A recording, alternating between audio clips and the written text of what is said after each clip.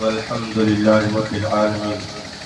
آئیے ہمارا عقیدت و محبت کے ساتھ دونوں عالم کے مالک و مختار روح فدا جناب احمد مصطفیٰ محمد مصطفیٰ صلی اللہ تعالیٰ علیہ وسلم کی بارگاہ نور میں درود پاک کا تحفہ پیش فرمائے۔ اللہم صلی علی سیدنا شفیعنا حبیبنا مولانا محمد معلم الجود والکرم وآلہ واصحابہ وبارک وسلم۔ صلاۃ و سلام دائما علیک یا رسول اللہ صلی اللہ تعالیٰ علیہ وسلم۔ دشت بلا کو عرش کا زینہ بنا دیا، جنگل کو مصطفیٰ کا مدینہ بنا دیا، ہر ذرے کو نجف کا نگینہ بنا دیا، تو نے حسین مرنے کو جینا بنا دیا۔ نہ مسجد میں نہ بیت اللہ کی دیواروں کے سائے میں، نماز عشق ادا ہوتی ہے تلواروں کے سائے میں، مگر عشاق اپنی جان کی پرواہ نہیں کرتے، خدا سے ڈرنے والے موت سے ہرگز نہیں ڈرتے، زندہ ہو جاتے ہیں جو مرتے ہیں حق کے نام پر، اللہ اللہ موت کو کس نے مسیحا کر دیا، جان دے سکتا ہے ایمان نہیں دے سکتا، جس کو کردار حسین ابن علی یاد رہے۔ حضرات، آج ہم اور آپ کی مشترکہ خوش نصیبی، کچھ دیالے جوانوں نے، کمیٹی کے افراد نے مل کر کے اس عظیم ہستی کی بارگاہ میں خراج پیش کرنے کا ہم اور آپ کو موقع دیا ہے، جس کا احسان امت میں کل بھی تھا، آج بھی ہے اور ہمیشہ رہے گا۔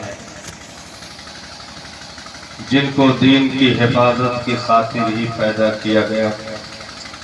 اس کائنات میں تنہا وہ ایسی ذات جس نے واقعی وقت کے یزیدیت کی آنکھوں میں آنکھیں ڈال کر، اگرچہ وہ وقت کا سپر پاور تھا، طاقتور تھا، حکومت اس کے ہاتھ میں تھی، لا لشکر اس کے ساتھ تھے، سب کچھ اس کے پاس تھا، لیکن اس کے باوجود امام نے بغیر کسی خوف کے، بغیر کسی جابر و ظالم کے ہاتھوں سے جو پہنچنے والا ظلم و جفا کا معاملہ تھا، بغیر اس کی پرواہ کیے ہوئے آپ نے اعلی کلمت الحق کے لیے، دین مصطفی کی حفاظت و صیانت کے لیے ریت کربلا پر وہ بے مثال قربانی کا مظاہرہ کیا۔ رہتی دنیا صبح قیامت تک حسین ابن علی کو سلام پیش کرتی رہے گی کہ ایسے ہوش شبہ وقت میں جبکہ چہار جانب امت میں خوف و ہراس کا معاملہ ہو، کوئی زبان کھولنے کے لیے تیار نہ ہو، کیونکہ اعلان ہو چکا تھا جو یزید کے خلاف آواز اٹھائے گا اس کی لاشیں اس کے گھر کے سامنے لٹکتی نظر آئیں، اور انہوں نے حضرت امام مسلم کے ساتھ وہ کیا گیا۔ کوفہ کے گلی کوچوں میں حضرت امام مسلم وہانی ابن عروہ کی لاش کو گھسیٹا گیا، بے حرمتیاں کی گئیں، ان کے شہزادوں کو قتل کیا گیا، جس کے نتیجے میں کوفہ کے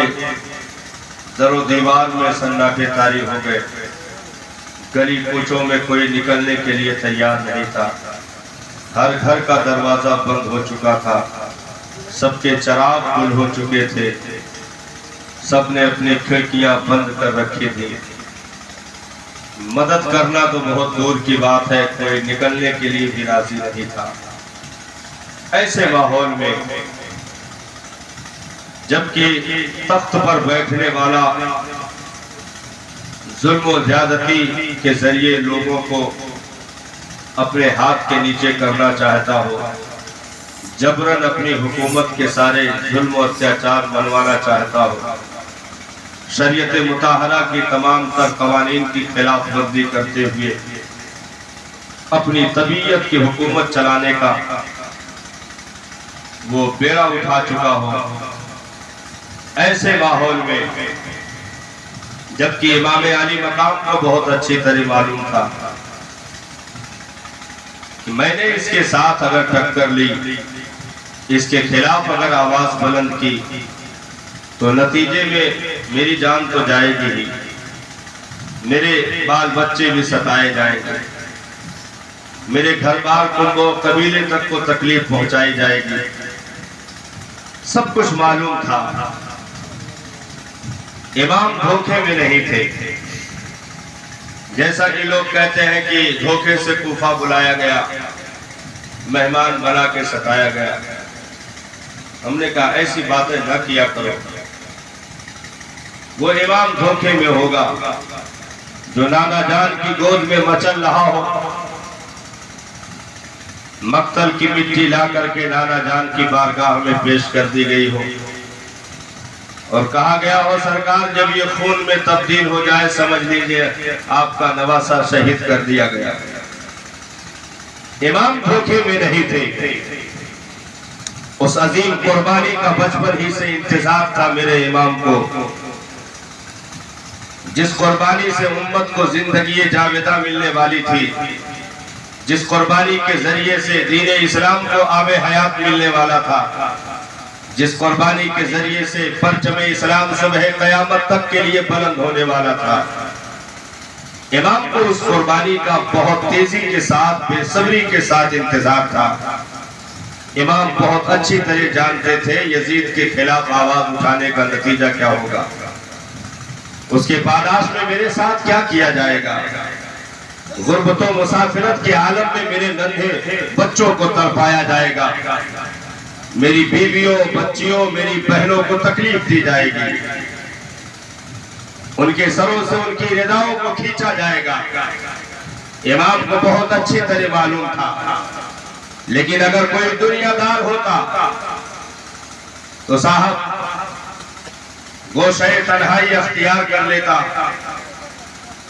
कि अपनी जान बचे, बच्चे बचे, घर बार बचे, राह दीन का मामला तो और लोग देख लेंगे। लेकिन नहीं, जिसको घुट्टी ही दीन इस्लाम के नाम पर दी गई हो, जिसको दूध ही इस्लाम के नाम पर पिलाया गया हो, जिसने दीन के नाम पर अली मुर्तजा के पाकीज़ा हाथों के पाकीज़ा लुक़्मे पाए हो, जिसने दीन ही के नाम पर मुस्तफा जाने रहमत का लुआब पाया हो, नबी के ज़बाने फैज़े तर्जमान को चूसने का मौका मिला हो, वो हुसैन कब बर्दाश्त कर सकता था कि कोई दीन के बागीचे को ताख्तो ताराज करे, कोई दीन के चमन को जलाने की नापाक साजिशें रचे और हुसैन इब्न अली बैठकर घर में देखता रहे। अगर इबादत और रियाज़त से मामले बनते तो इमाम से ज्यादा सजदा करने वाला उम्मत में कौन था। अगर हज और ज़कात का मामला होता तो इमाम से ज्यादा हज करने वाला कौन था। जिस जात ने 25 हज पैदल चल करके काबतुल्लाह का कर लिया हो, उस जात के पास हज की कमी नहीं थी, इबादत की कमी नहीं थी, रियाज़त की कमी नहीं थी।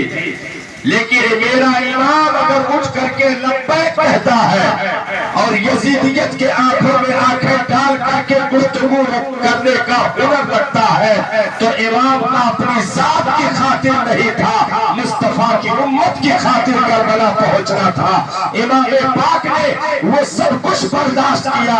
अगरचे सफर में आपको तकलीफें पहुंची, आपको मदीनतुल मुनव्वरा की पाकीज़ा वादियों को छोड़ने का सदमा बर्दाश्त करना पड़ा, नाना जान के तुरबते नूर से जुदाई का सदमा बर्दाश्त करना पड़ा, माँ खातून जन्नत के तुरबते नूर से जुदाई का सदमा इमाम को बर्दाश्त करना पड़ा। بیٹی سغرا کو روتا بلکتا مدینہ کے جو ہے شہر میں چھوڑ کر کے اپنے آپ کو کربلا کا مسافر بنانا، یہ کسی عام جگر کا کام نہیں ہے صاحب، یہ صرف مصطفیٰ کے نواسے حسین ابن علی کا کلیجہ تھا، جنہوں نے وقت کی حکومت کو آنکھیں دکھا کر کے اس سے پنجہ آرائی کی اور ٹکر لے کر کے یزیدیت کو خاک و خون میں گلتا کر کے اس کی نسلوں کو تباہ و برباد کر دیا، اور ریتے کربلا پر اتر کر امام اسلام کا پرچم بلند کیا، جس کا فریضہ صبح قیامت تک لہراتا رہے گا، کوئی بھی بدباطن دین اسلام کو نظر نہیں لگا سکتا۔ ہم اور آپ مبارک بات کے لائق ہے۔